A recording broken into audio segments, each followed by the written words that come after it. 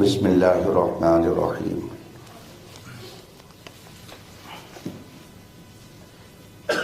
اس بات کو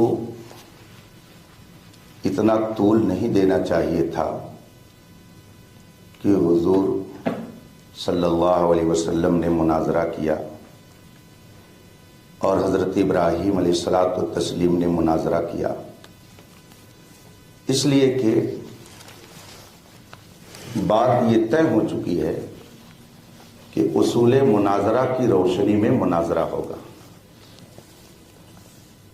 اور آپ بھی یہ کہہ چکے ہیں ہم اہل سنت و جماعت سے ہیں، تو مناظرے کی جو کتابیں اس وقت ہمارے ہند و پاک میں رائج ہیں، ان کتابوں میں اس بات کی صراحت موجود ہے کہ جب مناظرہ ہوگا تو اس کا مطلب یہ ہے کہ دونوں فریق کے لوگوں کا ہم پلہ ہونا ضروری ہے۔ اگر ہم پلہ نہیں ہوں گے تو وہ مناظرہ بجائے مناظرہ کے یا تو مقابلہ ہو جائے گا یا مجادلہ ہو جائے گا۔ آپ بتائیں، اگر حضرت ابراہیم علیہ السلام نے مناظرہ کیا اور مناظرہ کی کتابوں میں یہ لکھا ہوا ہے کہ دونوں کا ہم پلہ ہونا ضروری ہے، تو کیا نمرود معاذ اللہ رب العالمین حضرت ابراہیم علیہ السلام کا ہم پلہ تھا؟ کیا فرعون حضرت موسیٰ علیہ الصلوۃ والتسلیم کا ہم پلہ تھا؟ کیا جو لوگ نجران سے رسول پاک کی بارگاہ میں آئے تھے وہ سب رسول پاک کے ہم پلہ تھے، برابر تھے؟ اگر کوئی مسلمان یہ سوچ لے تو پھر اسے اپنے ایمان کی بھی خیر منانی چاہیے۔ اس لیے آپ نے پتہ نہیں کہاں سے یہ جان لیا کہ انہوں نے مناظرہ کیا۔ آپ سے میں گزارش کروں گا کہ آپ حضرت ابراہیم علیہ الصلوۃ والتسلیم کے بارے میں فرما رہے ہیں کہ انہوں نے نمرود سے مناظرہ کیا۔ ناظرہ یناظرو، مناظرہ باب مفاعلت سے ہے۔ کیا قرآن کریم میں حضرت ابراہیم علیہ السلام کے واقعے میں ناظرہ کا ذکر ہے؟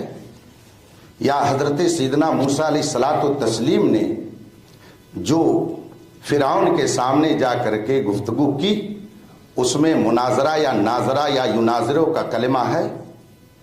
یا رسول پاک صلی اللہ علیہ وسلم نے جو یہودیوں سے عیسائیوں سے گفتگو فرمائی اس میں مناظرہ ہے؟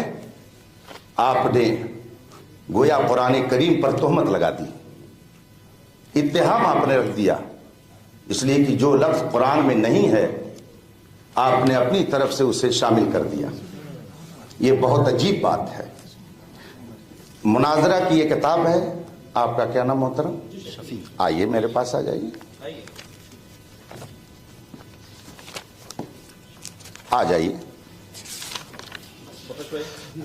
آپ بھی آ جائیے، اور دونوں حضرات یہ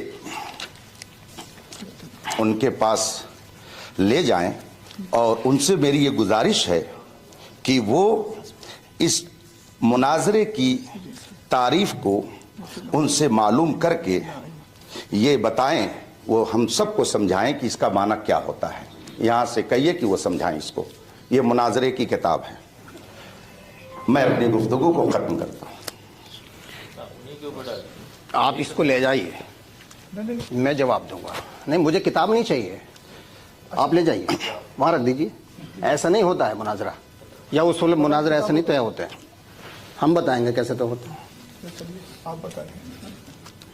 ہم بتائیے۔ جی بتائیں گے، بالکل بتائیں گے، اسی لیے تو آئے ہیں۔ چونکہ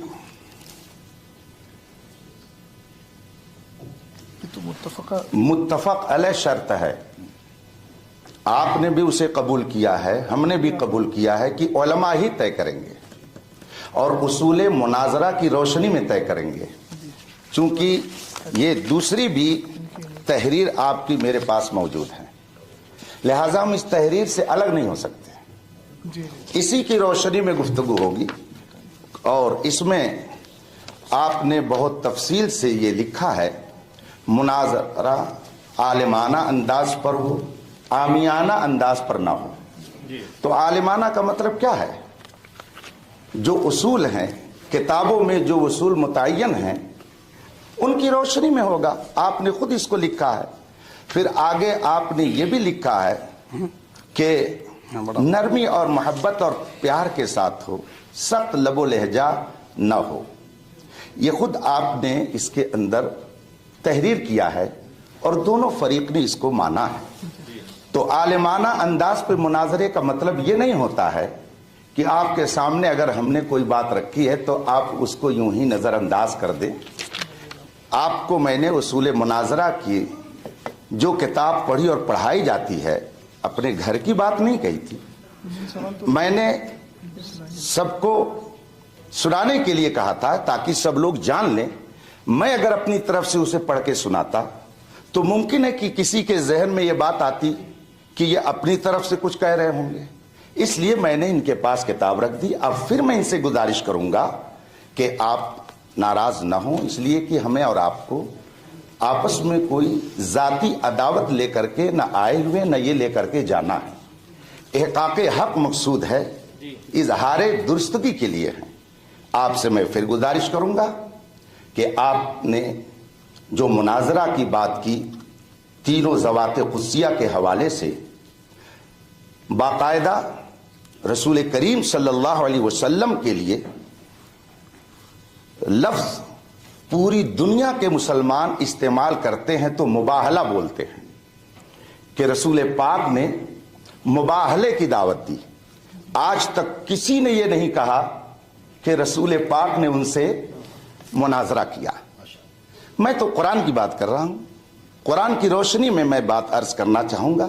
چونکہ شرط لگی ہوئی ہے کہ گفتگو عالمانہ انداز میں ہوگی، اس لیے شفیع صاحب پھر میں گزارش کروں گا اور اس کو یہ پڑھ کر کے لوگوں کو سنا دیں تاکہ جو میں نے کہا ہے لوگوں کو اس پر اطمینان ہو جائے کہ مناظرہ کے لیے دونوں طرف کے لوگوں کا علم کے اعتبار سے ہم پلہ ہونا چاہیے۔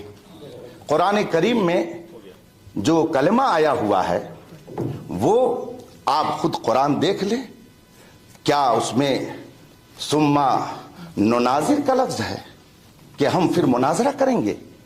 نہیں، آپ اٹھا کر کے سورہ